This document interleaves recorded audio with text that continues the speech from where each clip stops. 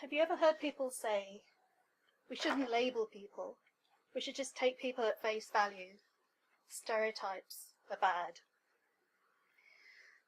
Fellow Toastmasters and very welcome guests, I'm going to tell you how interpreting this photo tells us that stereotypes are actually inevitable.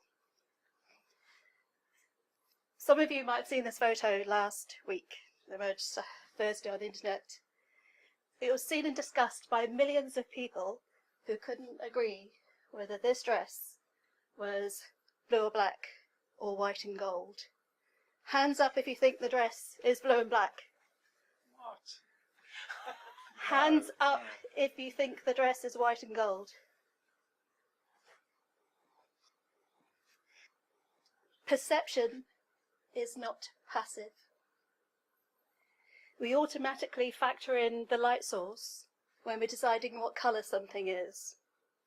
Daylight and light from fluorescent lamps is bluish, whereas light from incandescent lights, which I think these are, is yellow.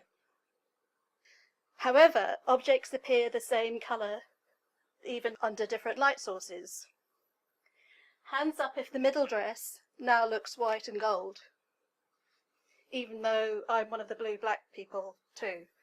The middle photo is actually the same photo from the previous slide. The only difference now is the context, and that forces interpretation of the colour source. Yep. This is the actual dress on sale online. It's blue and black, right? When we don't have enough information about the light source, the colour we see depends on what we assume the light source was in that dress photo. If we assume a yellow light source, the dress is black and blue. If we assume a blue light source, we assume, which is like lots of shops, I think, probably have fluorescent lights, we assume the dress is white and gold. I'm going to demonstrate some more perceptual gymnastics now. Please put your hand up or call out when I ask questions. Are the blocks A and B the same or different shades of grey? The same. Are these skewed blocks the same or different colour?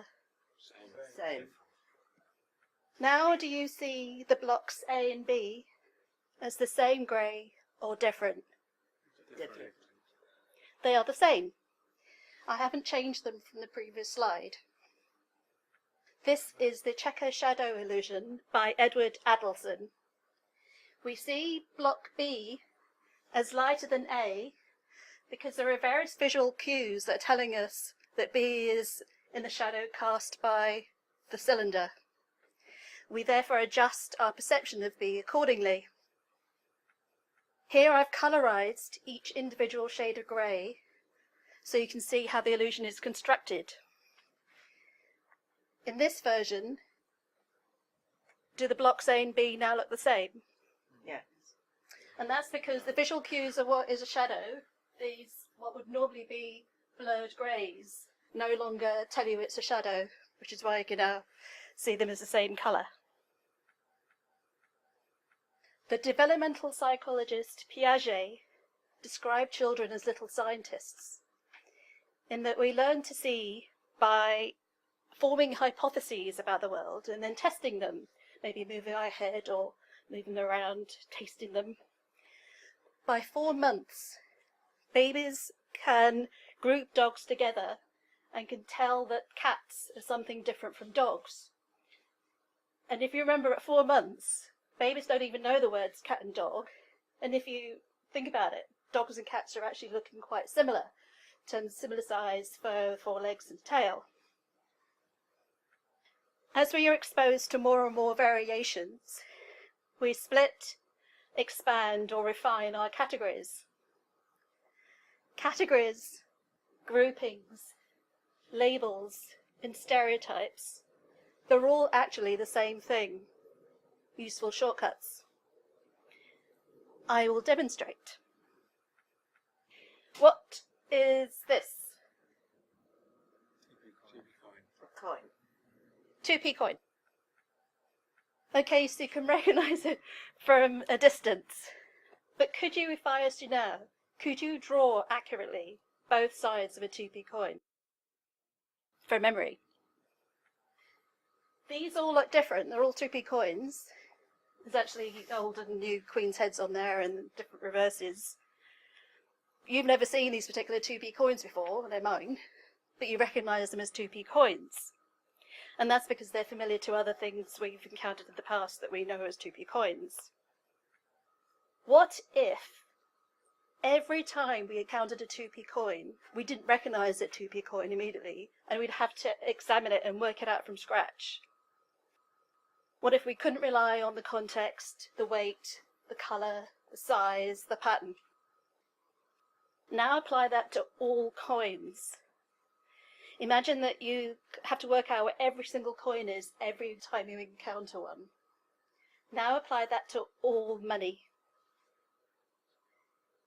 Now apply that to all chairs, all doors, all decals, all pubs, all restaurants, all nurses, all policemen.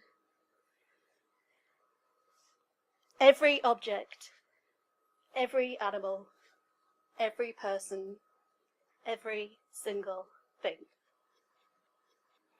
If we have a word for it, it's already a general category. For example, the word tree doesn't include the description of every tree that ever exists. However, we can use the word tree and people still know what trees are.